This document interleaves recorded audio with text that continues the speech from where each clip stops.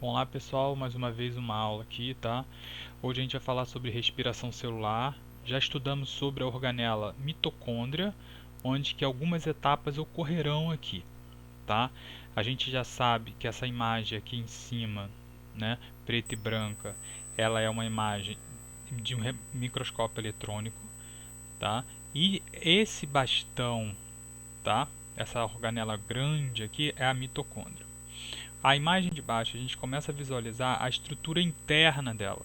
Então ela tem uma membrana externa de laranja e uma membrana interna, tá, com uma corzinha mais clara, tá? E a parte onde que parece ser tipo um líquido que está no meio dessa membrana interna é a matriz mitocondrial, tá bom? Nós temos aqui embaixo da mitocôndria a membrana mitocondrial, onde ocorrerá a última etapa da respiração celular. Beleza? Então vamos começar. Respiração celular.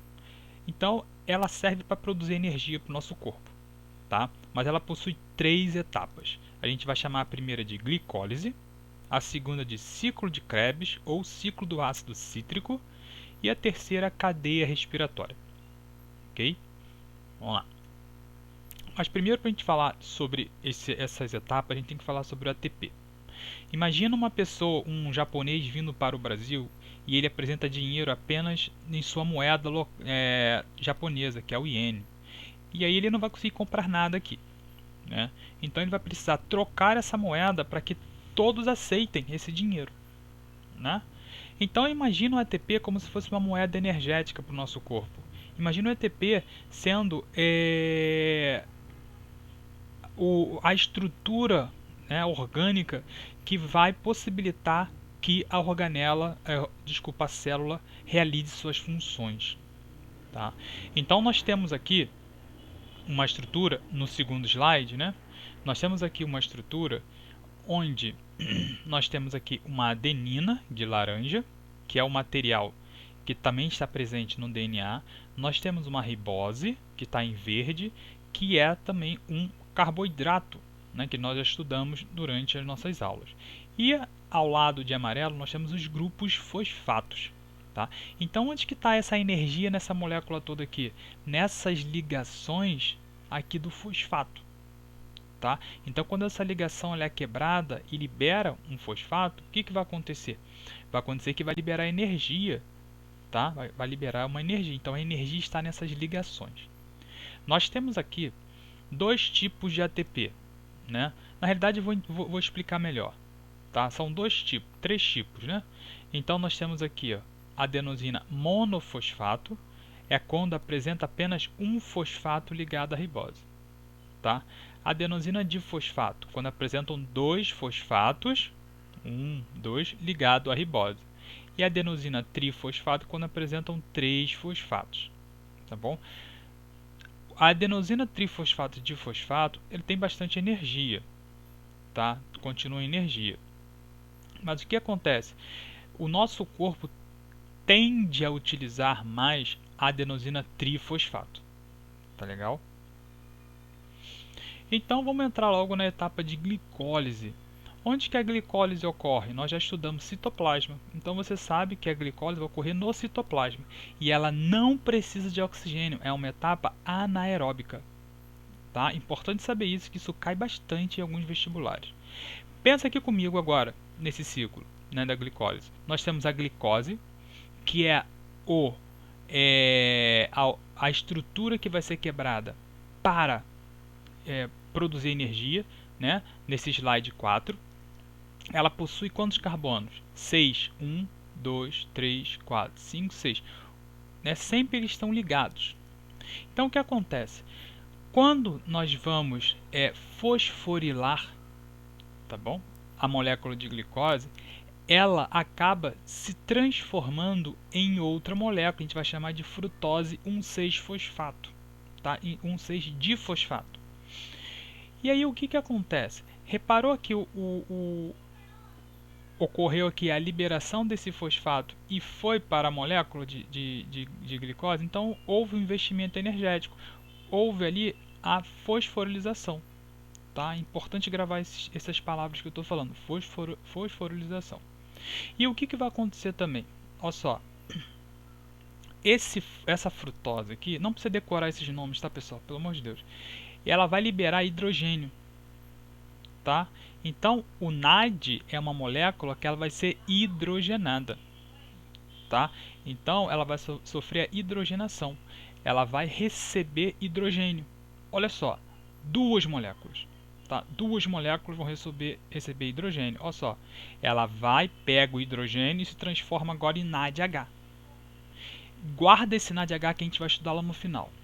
E agora, essa molécula aqui, ó, de frutose, ela é quebrada e formam duas moléculas. Reparou?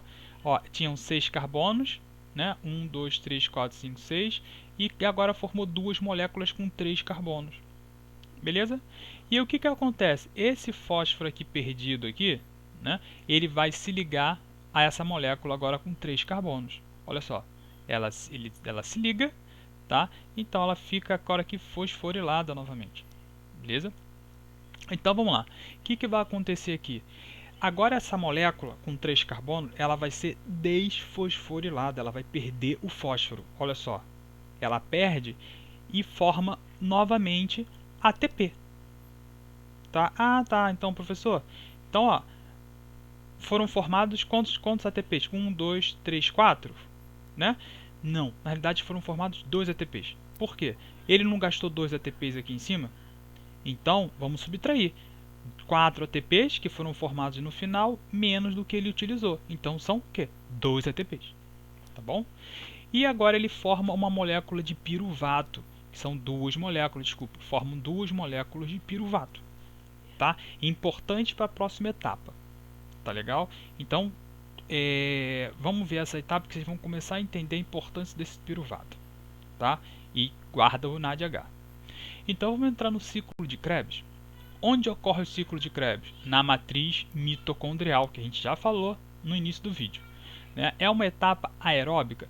É uma etapa aeróbica se você for levar em conta que a última etapa, tá? Ela precisa do oxigênio. Beleza? Ela precisa do oxigênio. Mas o ciclo de Krebs só ocorre se a última etapa, tá? Se a última etapa, que é a próxima etapa no caso, né? A cadeia respiratória, ela ocorrer. Então a gente acaba levando em consideração de que ciclo de Krebs é uma etapa aeróbica, tá bom? Então, falando de novo, algumas pessoas acham que a ciclo de Krebs é uma etapa aeróbica porque ela depende do funcionamento da próxima etapa, tá? Da cadeia respiratória, da respiração celular, tá? Que o nome da etapa é a cadeia respiratória, e essa cadeia respiratória precisa de oxigênio. Tá? Então, se o ciclo de Krebs precisa da última etapa, então a gente leva em consideração de que ela é uma etapa aeróbica. Tá? E no ciclo de Krebs tem a formação do gás carbônico. Ah, tá. Então é neste momento em que nós formamos o gás carbônico que a gente joga para fora durante a expiração.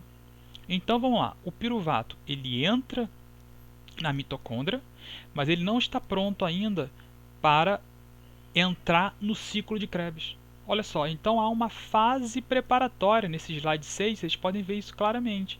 Há uma fase preparatória, onde que o piruvato ele sofre a descarboxilação, que é a liberação de gás carbônico, né, do carbono, e ele vai e recebe uma molécula chamada coenzima A. Beleza? Além de formar NADH. E tendo acetilcoenzima A formado na matriz mitocondrial, ela consegue entrar no ciclo de Krebs e fazer todo um processo. Ah, professor, precisa decorar isso tudo, esse processo louco aqui? Não, precisa não. Tá? Fiquem tranquilos. Saibam que ocorre aqui a descarboxilação, formação de ATP, de 1 ATP, tá? E também a formação de NAD e de FAD. Calma, tá? Não se desesperem.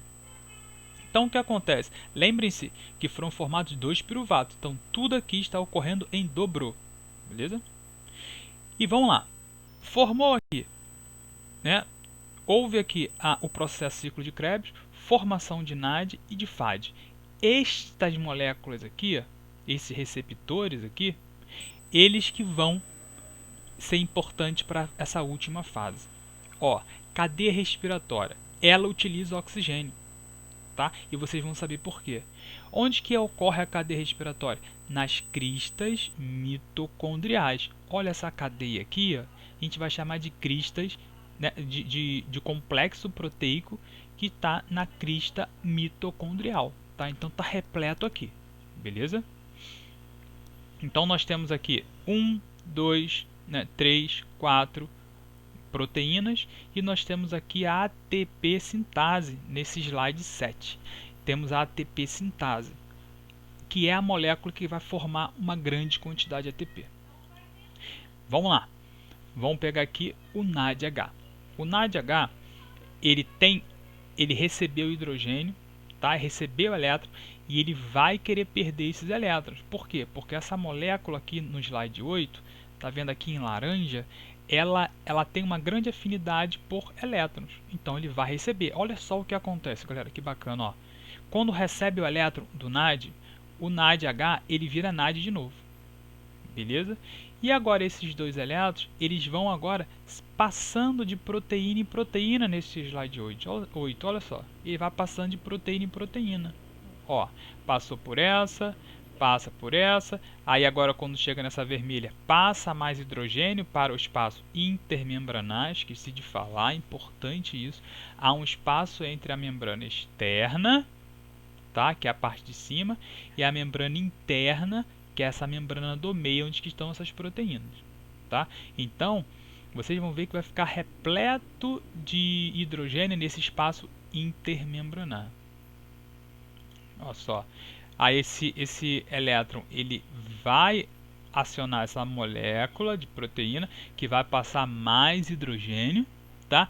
E esses dois elétrons aqui, ó, eles vão nessa molécula verde, eles vão agora se associar ao oxigênio.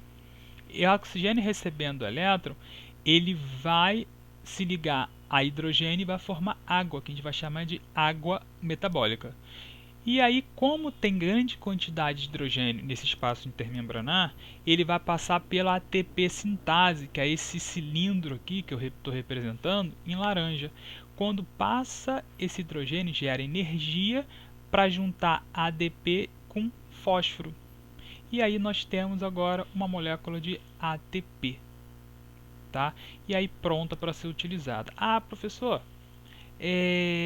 ATP então é a energia armazenada? Não é isso, tá? Não é isso. É uma energia para ser utilizada de imediato, tá? Não é para armazenar energia. Ela pegou a energia para alguma das estruturas utilizarem. Então nós temos o balanço energético aqui, onde que a glicose formam 2 ATPs, o ciclo de Krebs mais 2, total 4, certo? Mas se a gente for ver, né, se a gente for ver aqui a fosforilação oxidativa, a gente vai identificar, tá? A gente vai identificar que foram formados no geral 32 ATPs, tá? Mas existem livros que falam, são só 30 ATPs. Então, a energia produzida, tá, nesse processo ainda está sendo questionada, tá? Mas fiquem aí com 30 ATPs ou 32, que é o número de ATPs formados, tá? Então, pessoal, muito obrigado, tá, por estarem acessando esse vídeo, tá? Então se cuidem aí, tá? E até a próxima.